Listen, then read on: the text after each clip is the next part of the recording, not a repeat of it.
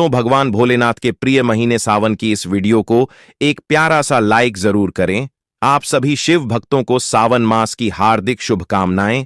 भक्तों, अगर अपनी जिंदगी में कुछ नया सीखना चाहते हैं तो इस सावन की वीडियो को पूरा ही देखकर जाना, आधा अधूरा ना छोड़े। और इसी के साथ चैनल को सब्सक्राइब जरूर करिएगा ताकि आने वाली ज्ञान भरी वीडियो आपको सीधे नोटिफिकेशन के माध्यम से प्राप्त होती रहे। भक्तों, अगर जिस महिला की शादी हो गई है तो ऐसे में अगर आपका पति भी इन 3 चीजों को पहनने के लिए बोले तो आप तुरंत मना कर दें। एक शादीशुदा महिला को भूलकर भी सावन के महीने में इन 3 चीजों को कभी नहीं पहनना चाहिए, नहीं तो आप अपने पति की मृत्यु का कारण बन सकती हैं। आप अपने हाथों से ही विधवा हो सकती हैं। वह तो आज हम आपको इस वीडियो में शादीशुदा महिलाओं से संबंधित खुल्लम खुल्ला साफ साफ 5 से 7 कुछ ऐसे कार्य बताने वाले हैं जो कि हर पति पत्नी को एक बार तो जरूर सुनना चाहिए। इसीलिए आज बिना शर्म किए हुए इस वीडियो को जरूर ही देख लेना ताकि आप अपनी जिंदगी की बर्बादी का कारण ना बने। शादी हो जाने के बाद पति पत्नी 7 जन्मों के लिए एक दूसरे के हो जाते हैं।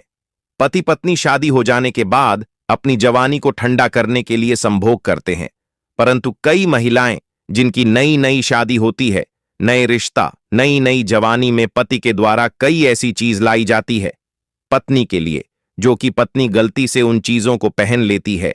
उसे समय पत्नी को पता नहीं होता है कि इन 3 चीजों के पहनने से पति की मृत्यु शीघ्र ही हो जाती है। आज यह वीडियो पति पत्नी को बड़े ही ध्यानपूर्वक सभी काम को छोड़कर जरूर ही देखना चाहिए। आपको बता दें कि आज की इस आधुनिक दौर में शादीशुदा महिला कई ऐसी चीजों को पहन लेती है जिसके बारे में उन्हें पता तक नहीं होता है। ऐसे में वे महिलाएं स्वयं अपनी पति की बर्बादी का कारण बन जाती हैं, क्योंकि उन्हें वास्तुशास्त्र का ज्ञान नहीं होता है। यहां तक कि शास्त्रों में भी यह नहीं लिखा होता कि कुछ भी पहन लिया जाए। ऐसे में उनके जीवन पर नकारात्मक प्रभाव पड़ता है, यहां तक कि परिवार, रिश्ते और पति की जान भी चली जाती है। तो ऐसे में जानते हैं कि आखिर में 3 चीज कौन सी है जो महिलाओं को कभी नहीं पहननी चाहिए।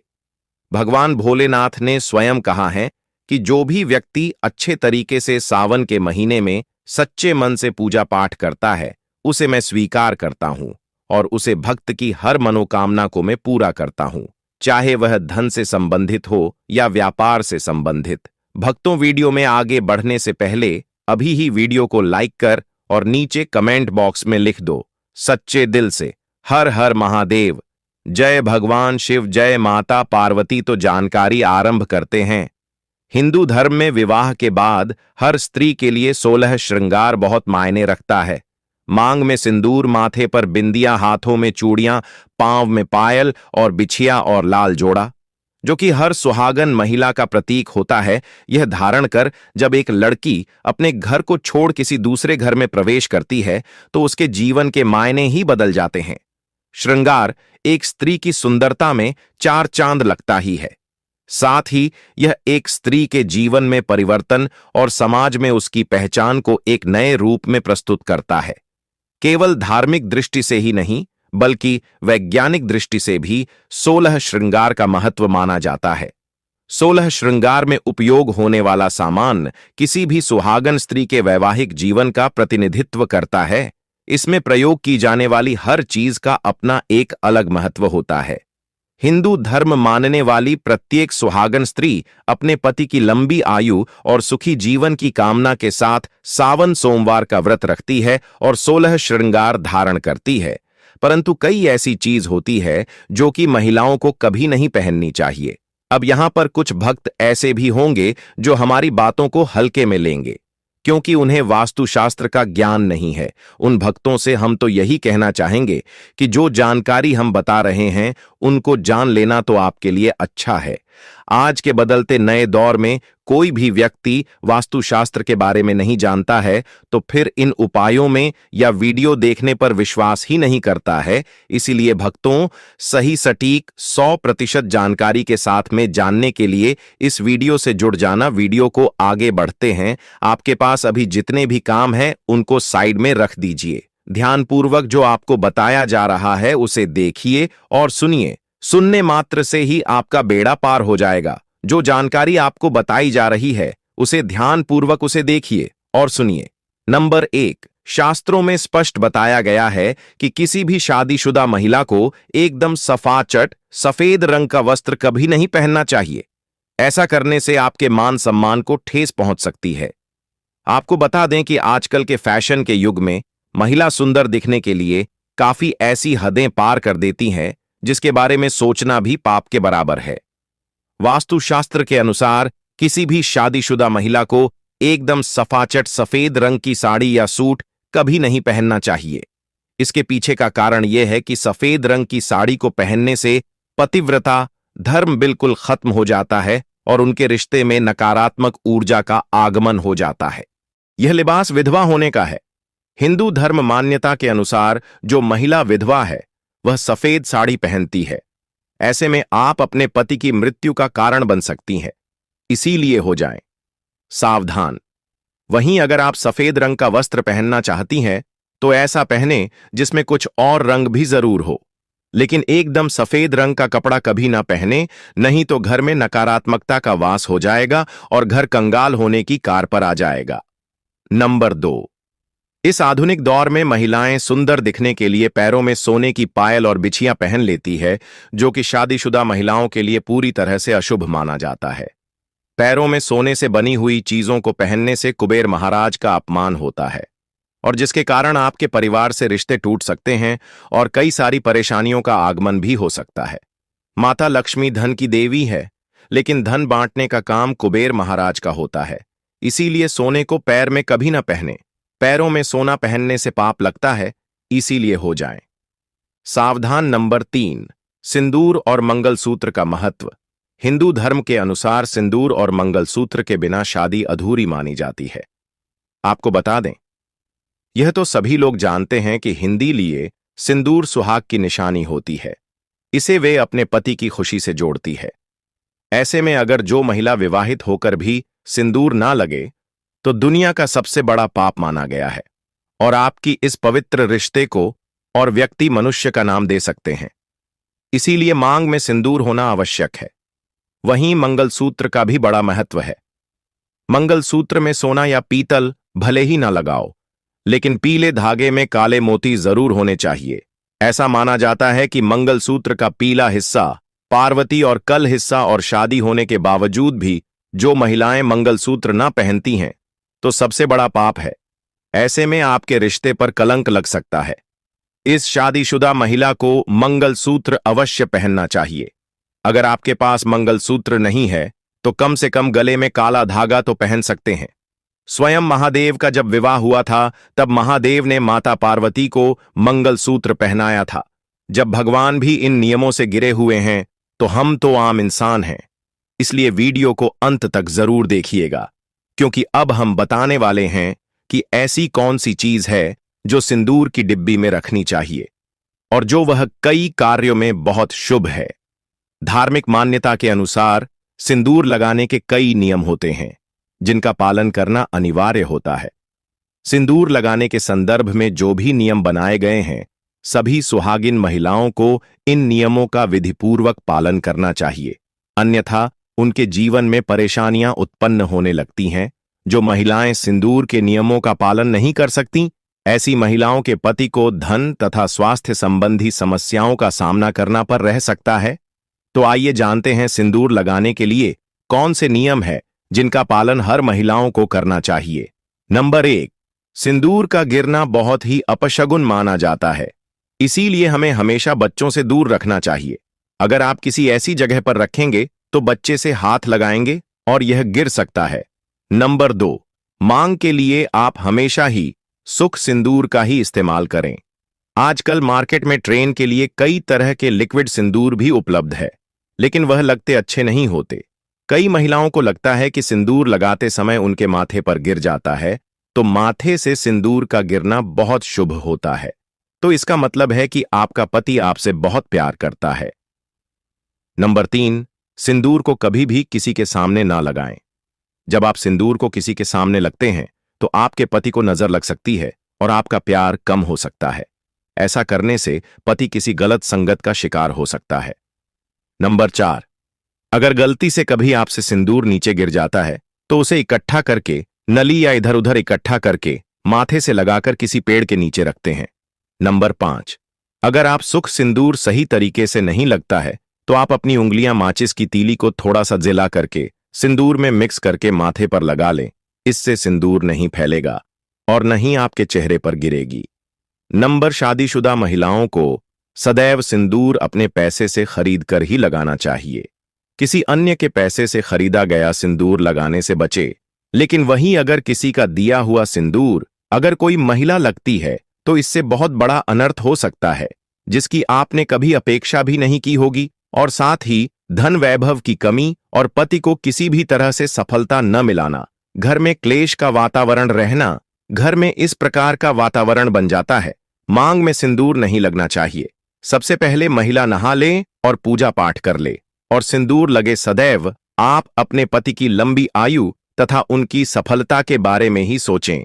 इससे उनका भाग्य और भी अधिक प्रबल एवं ही बनता है। महिलाओं को उपहार में मिले सिंदूर का उपयोग करने से बचना चाहिए, क्योंकि शास्त्रों में उपहार में मिले सिंदूर का उपयोग करना अशुभ है। केवल अपने पति का दिया हुआ सिंदूर ही लगे, जो कि शादीशुदा महिलाओं के लिए बहुत ही शुभ है।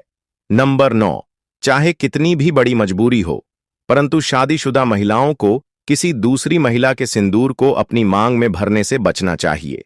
किसी दूसरी महिला के सिंदूर को मांग में भरना बहुत ही अशुभ होता है। ऐसा करने वाली महिलाओं के पति को धन संबंधी समस्याओं का सामना करना पड़ता है। नंबर 10, घर में अगर किसी भी तरह के सूतक है या आपके पीरियड्स आ रहे हैं तो आप सिंदूर ना लगे, क्योंकि यह सिंदूर का अपमान होता है। ऐसे घर में प्रवेश भी नहीं करती है, जैसे रसोई में जाना, अचार चुन पूजा पाठ करना या मंदिर जाना आदि। दोस्तों, हिंदू धर्म में ऐसी मान्यता है कि पीरियड्स के दौरान महिला द्वारा तुलसी में जल डालने से तुलसी का पौधा सूख जाता है, क्योंकि इस समय महिलाओं के शरीर में ऊर्जा का संचार अधिक होता है। इस ऊर्जा को भगवान सहन नहीं कर पाते, इसलिए पीरियड के दौरान पूजा पाठ करना या मंदिर जाना वर्जित है। दोस्तों, प्राचीन काल में मंत्र कर और अनुष्ठान के बिना पूजा अधूरी मानी जाती थी। इसमें बहुत समय लगता था। दोस्तों, पीरियड्स के दौरान महिलाओं को इतनी देर बैठकर पूजा पाठ व अनुष्ठान करने में समस्याओं का सामना न करना पड़े, इसके लिए उन्हें इन 5 दिनों तक पूजा पाठ से दूर रखा जाता था। दोस्तों, यदि पीरियड के अवधि 7 दिन है तो 8वें दिन मंदिर में प्रवेश किया जा सकता है। वैसे यदि हम ज्योतिष की माने तो आम तौर पर पीरियड समाप्त होने के बाद 5वें दिन आप मंदिर में प्रवेश कर सकती हैं। दोस्तों, व्रत के बीच में ही अगर किसी महिला के पीरियड्स आ जाएं तो ऐसे में महिला को अपना व्रत पूरा करना चाहिए। पीरियड के दौरान भी मन में भगवान के प्रति आस्था काम ना हो। भगवान के लिए मां की शुद्धता सबसे ज्यादा जरूरी है। शारीरिक शुद्धता बाद में आती है। दोस्तों, व्रत के दौरान अगर किसी विशेष पूजा का संकल्प लिया गया है तो पीरियड्स के दौरान आप दूर बैठकर उसे धार्मिक काम को किसी अन्य व्यक्ति के जरिए करवा सकती हैं। पीरियड्स के दौरान भी व्रत के सभी नियमों का पालन करना चाहिए। ऐसे में प्रभु के मित्रों का ज्यादा से ज्यादा मनन करें। किसी विशेष पाठ का जाप करना चाहती है तो फोन के जरिए पाठ पढ़ सकती है। पीरियड्स के दौरान स्वच्छता का ख्याल रखना बेहद जरूरी है। स्नान के बाद साफ वस्त्र पहनकर ही मंत्र और पाठ करें। धार्मिक मान्यताओं के अनुसार पीरियड्स वाले दिनों में महिलाओं को सिंदूर लगाना चाहिए या नहीं। सिंदूर, जिसे कुमकुम के नाम से भी जाना जाता है, इस मुख्य रूप से विवाह का प्रतीक माना जाता है। ऐसा माना जाता है कि हिंदू शादी की तभी पूरी होती है जब वह मंडप में वधू की मांग में सिंदूर लगता है। सिंदूर को विवाह का प्रतीक माना जाता है। विवाहित महिलाएं अपने माथे के बीच से सर के मध्य तक बालों के बीच में सिंदूर लगाती हैं। दरअसल यह प्रथा सदियों से चली आ रही है और मांग में सिंदूर लगाना सुहागिनों के मुख्य श्रृंगार में से एक माना जाता है। अधिकांश हिंदू विवाह समारोह में सिंदूर लगाने की रस्म सबसे महत्वपूर्ण रीति रिवाज में से एक होती है और शादी के बाद भी सिंदूर लगाने के नियम होते हैं, जिसे हर एक सुहागिन स्त्री ध्यान में रखती है। क्योंकि सिंदूर को सुहाग का प्रतीक माना जाता है, इसलिए महिलाएं पति की लंबी उम्र की कामना के साथ मांग में सिंदूर लगाती हैं। भक्तों, शास्त्रों में तो सिंदूर लगाना बेहद ही शुभ माना गया है, लेकिन पीरियड्स के दौरान जो विवाहित महिलाएं होती हैं उन्हें अशुद्ध माना जाता है। इसलिए कभी भी शादीशुदा महिलाओं को इस सिंदूर नहीं लगना चाहिए। तो यह थे वह नियम जो प्रतीक शादीशुदा महिलाओं को जरूर ही ध्यान में रखना चाहिए, खासकर कि संवन के महीने में तो यह गलती करने से बचना चाहिए, नहीं तो आप अपने घर की बर्बादी का कारण स्वयं ही बन जाओगे तो हो जाएं। सावधान चलिए भक्तों, जान लेते हैं कि सावन का महीना कब से शुरू हो रहा है और कब समाप्त होगा। कितने सोमवार हैं यह जानकारी भी हम आपको बता देते हैं। 2025 में श्रावण सावन का मास आजुक तिथि अनुसार 11 जुलाई 2025 शुक्रवार से प्रारंभ होगा और 9 अगस्त 2025 शनिवार को संपन्न। इस दौरान कुल 4 सोमवार पड़ेंगे जब सावन सोमवार का व्रत रखा जाता है। सावन सोमवार की तिथियां: पहला सोमवार 14 जुलाई 2025, दूसरा सोमवार 21 जुलाई 2025, तीसरा सोमवार 28 जुलाई 2025, चौथा सोमवार 4 अगस्त 2025। कुल सोमवार 4। पूजा का श्रेष्ठ मुहूर्त विशेष रूप से पहले सोमवार के लिए सुबह सुबह ब्रह्मा मुहूर्त 4:16 से 5:04 तक, अभिजीत मुहूर्त दोपहर 11:59 से 12:55 तक, पूजा का सर्वोत्तम समय दोपहर 11:18 से 12:32, अपराह्न राहुकाल सुबह 7:16 से 9 बजे तक। चलिए अब जान लेते हैं व्रत की पूजा विधि। 1. संकल्प एवं स्नान: ब्रह्म मुहूर्त में उठकर शुद्ध जल से स्नान, स्वच्छ वस्त्र धारण करें, एयूएम नमः शिवाय का संकल्प लेकर व्रत शुरू करें। 2. पूजन सामग्री एवं विधि में पूजन सामग्री की विधि बताई गई है। शिवलिंग या प्रतिमा स्थापित कर पंचामृत, गंगाजल, दूध, दही, घी, शहद, चीनी से अभिषेक करें। बेलपत्र, धतूरा, सफेद पुष्प, भस्म, चंदन, अक्षत, फल, मिठाई अर्पित करें। एयूएम नमः शिवाय मंत्र 108 बार जप करें। साथ में शिव चालीसा, रुद्राष्टक, महामृत्युंजय मंत्र का पाठ कर सकते हैं। 3. व्रत पालन: एकाहार, फलाहार या पूर्ण उपवास। केवल एक समय भोजन करें। दिन भर शिव भक्ति रखें, सच बोलें, संयमित रहें, मांस मदिरा से परहेज करें। 4. संध्या आरती एवं कथा: शाम को दीप प्रज्वलन आरती करें। सावन सोमवार की कथा सुनें या पढ़ें। 5. पारण: व्रत खुलना संध्या पूजा एवं आरती के बाद ही पारण करें। पारण में हल्का फलाहार, दूध, खिचड़ी, उपमा आदि लिया जा सकता है।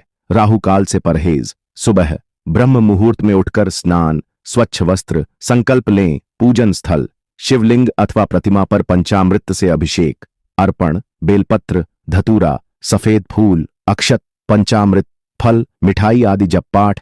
एयूएम नमः शिवाय 108, शिव चालीसा, रुद्राष्टक, महामृत्युंजय मंत्र, संध्या, दीप, दीपक, धूप, आरती, कथा पाठ, श्रवण पारण। शाम पूजा पश्चात एकाहार, हल्का फलाहार करना है। सनातन मान्यता अनुसार सावन सोमवार व्रत से मनोकामनाएं पूर्ण होती हैं, संतान, सुख, समृद्धि, वैवाहिक मर्यादाएं बढ़ती हैं। पुराणों के अनुसार अविवाहित कन्याएं तथा विवाहित महिलाएं विवाह, सस्नेह संबंध एवं परिवार कल्याण हेतु यह व्रत करती हैं। दोस्तों, शास्त्रों के अनुसार सावन के महीने को सभी साल के 12 महीने में से सबसे श्रेष्ठ महीना माना जाता है, क्योंकि इस दिन भगवान भोलेनाथ, माता पार्वती जी की पूजा करने से व्यक्ति को सभी भौतिक सुख सुविधाओं की प्राप्ति होती है। कमेंट बॉक्स में सच्चे हृदय से लिख दें, जय भगवान शिव, जय माता पार्वती, भगवान भोलेनाथ आपकी मनोकामना इस सावन के महीने में जरूर ही पूर्ण करेंगे। जानकारी अच्छी लगी हो तो वीडियो को लाइक करें, चैनल पर नए हैं तो चैनल को सब्सक्राइब जरूर ही कर लें, ताकि इसी प्रकार की और भी ज्ञान से भरपूर वीडियो आपको सीधे नोटिफिकेशन के माध्यम से प्राप्त होती रहे। वीडियो के अंत तक बने रहने के लिए आप सभी का हमारे चैनल की ओर से धन्यवाद। मिलते हैं एक और नई वीडियो के साथ।